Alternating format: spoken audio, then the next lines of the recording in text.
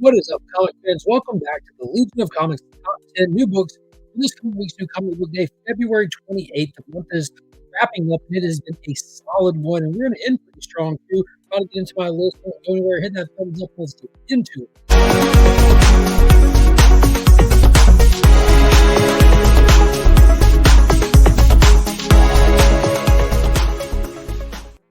As always, I do want to give a big thank you and a big shout out to Big Time Collectibles. Be sure to check them out at their website and follow them on their social medias. They're always doing fantastic stuff, exclusive mystery boxes, FOC stuff, all that good stuff.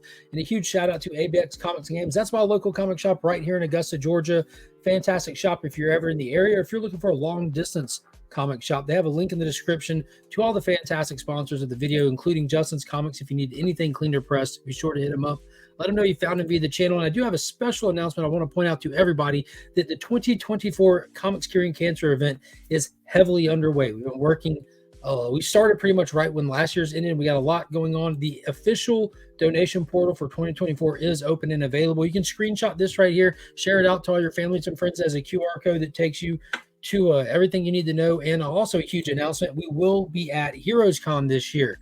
So the Comics Curing Cancer will officially be tabling at table 1769. So if you're in Charlotte, North Carolina Heroes Convention this year, be sure to come by. We'll have something very special at the booth. You will not want to miss out. So let's get into it. The top 10 books, and we're starting off with I'm going to put my most anticipated, most excited book up here. Now, you might laugh at this. It's definitely not for everybody, but it is for me. I am the target audience. What we have right here is Dark Horse has a brand new miniseries for James Cameron's Avatar. We've had numerous miniseries since the first film came out to now. I've got all of them. I've read them. I absolutely love them. All of them are completely approved by James Cameron, completely canon into the Avatar universe. And this is a 6-issue miniseries called Frontiers of Pandora, subtitled Solek's Journey. So this is the character apparently that we follow inside the video game, which I don't video game. So I'm really excited to see that they released a comic adaptation, I guess, for it. This is taking place after the first film and seeing some of the fallout and ramifications of the events of that big battle and everything, and how life kind of moved forward from there, and where they struggle and where they thrive kind of thing. And we've seen aspects of that in some of the other stories, but we're going to be taking a look and a journey through a completely different tribe that we have not visited before, which has me absolutely excited. If you know anything about Avatar, you know that this entire world, this entire universe is mapped out to the 10th degree. There's so much stuff out there that's already decided how it is, what can be done with it, that just hasn't been picked up and used yet. So I'm excited to dive into an all-new tribe with this. So if you're like me and you're a huge Avatar fan, hint, you might want to check this one out. Next up, coming in, we got Detective Comics issue number 1082. This is part 2 of Ron B's Eulogy of Sand, or Elegy of Sand. Batman pretty much lost the fight in Gotham against the Orgum family that's wanting to reset the spirit of Gotham and erase the Batman. They've done it. Gotham is thriving now without a Batman. The population hypnotized, forgetting a Batman ever existed.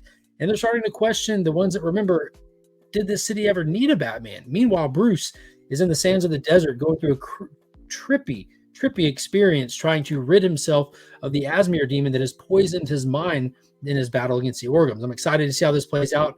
Ron V, I know, isn't long for this title, but man, his run has been excellent. Next up, we got Green Arrow, issue number 9 from Joshua Williamson. Yo, Beast World's over. Oliver's looking for Speedy.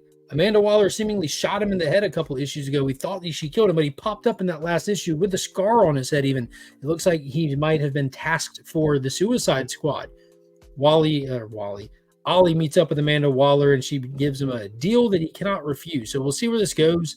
We know Amanda Waller has her hands deep in everything going on right now in the DCU, building up to a huge Waller war this coming summer that has not been officially announced, but really looking forward to it. Joshua Williamson's doing a good job with this. If you're a big Green Arrow fan, there's tons of lore and throwbacks and Easter eggs and stuff with a bunch of different artists that have worked on them along the way.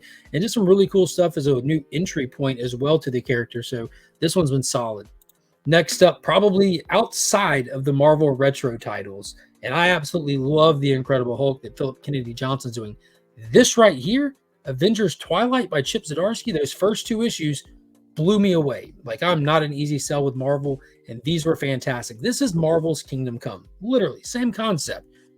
Future that's destroyed by terrible people. We got to go get the symbol of hope back. We need Captain America back. They've reactivated Cap. Now they're trying to strengthen their numbers. It didn't go their favor in issue number 2, but in issue number 3, we'll have them going and trying to discover what's happening at this prison installation called the Raft. Along the way, it looks like Iron Man's son, who's been forced to suit up in armor and quit using remote control by none other than what was revealed to be the Red Skull and Ultron, which are our big villains, are now after Captain America and his merry band of defenders. We'll see how it plays out. I cannot wait. These Alex Ross kind of matching covers, phenomenal. Check this series out. Don't get caught sleeping on this one. Next up, from Skybound and also Joshua Williamson, we have Duke. This is part of the Energon universe that connected G.I. Joe Transformers, 3 books that are out there right now.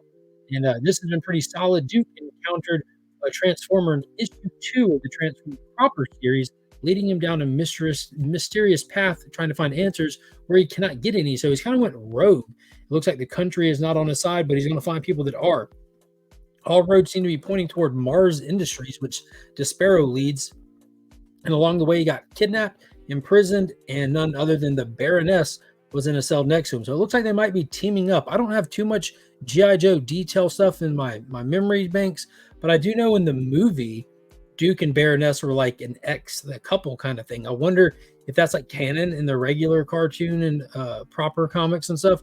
I'm not sure, but I'm excited to see how everything's introduced inside of these Energon titles, because it is a fresh new spin on all of this stuff with Transformers and Joe. So there's a lot of stuff that's the same and familiar, and a lot of stuff that's unpredictable because you don't know what turns they'll take away from that as well. It's part of what makes it so exciting and kind of delivers such a punch that it does.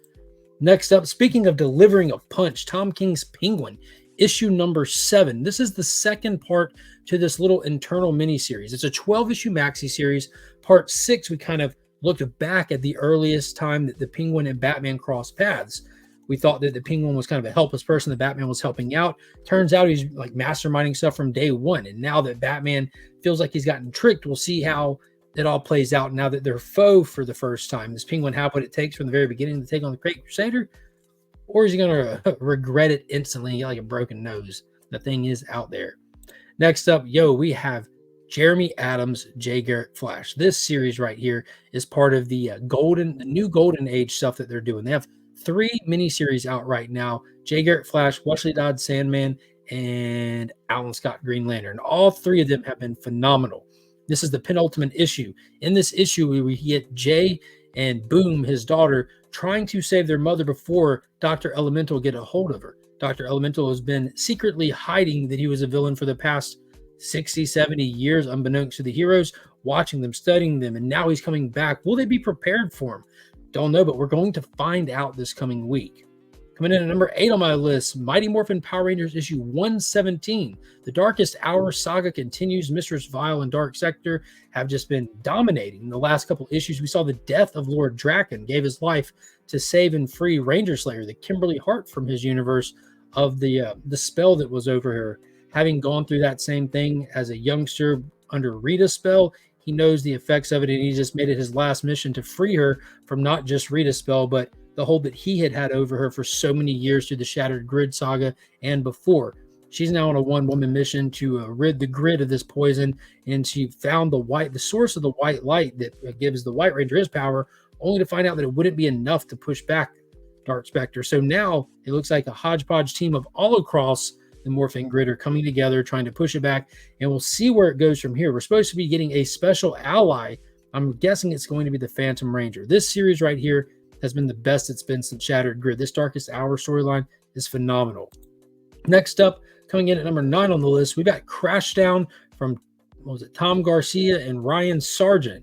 You may know them from YouTube and Instagram and the social media stuff, but I've been talking to Ryan a lot. I had the privilege to get to know him since this came out, and I want to give it a fair shake. I enjoyed the first issue enough to check out the second issue. Temple Smith's art is pretty interesting, and it's kind of just a classic sci-fi story, and it kind of feels like it's almost like a hodgepodge of things that have influenced my fandom, and seeing other people kind of influenced in the same way has me interested. So we have needing to terraform a new planet. People come in, they don't land very well. Stuff there starts to try to kill them. That's where we end the first issue. I'm excited to see what's going to happen with the crew and see how the art kind of evolves through the story as well. It's definitely not the art. Like, it's going to be one of those very subjective art experiences for people. The interiors look just like that cover, but it's very, very beautiful. But I don't know. We'll see how it goes. We'll see how it goes. I think this is supposed to be a 6-issue miniseries. My pull list is kind of insane right now, so I'm going to try to keep this on there as long as I can, and I hope to be impressed. This is their first time writing a comic book, and in that front, they did a pretty good job. Pretty good job. And last on the list, one that is definitely on the chopping block. This is issue 6. This is the finale to the first story arc, and it'll probably, unfortunately, and I can't even believe I'm saying this, be the finale of me having Flash on my pull list so we get past the Spurrier run. Spurrier is not a bad writer at all. Not meant for the Flash whatsoever. This ain't the book for you, bro. So in this, we have Wally dealing with the stillness, dealing with all kinds of weird stuff, and none of it really has come together to create any kind of like story. We've been in this for 5 issues now. I don't really have a story. There's no what's the bad guy, what's the goal, and we don't have any of those questions. So him just learning about something called the Still Force. There's a force out there he can access via the Speed Force. Instead of moving really fast, he just can stand still, like stagnant in space, and the universe keeps moving, the world keeps spinning. Just okay. And next, but yeah, I'm hoping that things drastically change with this title really soon. I love my speedsters. I enjoy reading about them. And for a book about speedsters, man, it's slow. Makes 0 sense. But I do want to see how it all ends with this issue. And it's not like how it all ends. This first story arc. And hopefully there's some finale feeling to it. So we can kind of look forward to a fresh run after this. I don't know. It's just such a weird place going from Jeremy Adams, like modern legendary run that he did, the 1 Minute War and all that, to this. Come on, guys. Come on. Do better. But that's going to be it for my top 10. Be sure to leave me a comment down below. Let me know what you're looking forward to this week. Don't forget to hit that subscribe button if you haven't already. I appreciate everybody watching the video, especially if you made it all the way to the end. Definitely check out the merch store if you're looking to pick up some cool stuff and support the channel, or hit that join button down below and consider joining the Legion, getting into that channel membership. Always some fun stuff going on with that. And until next time, as always, I'm Mark, but we are Legion.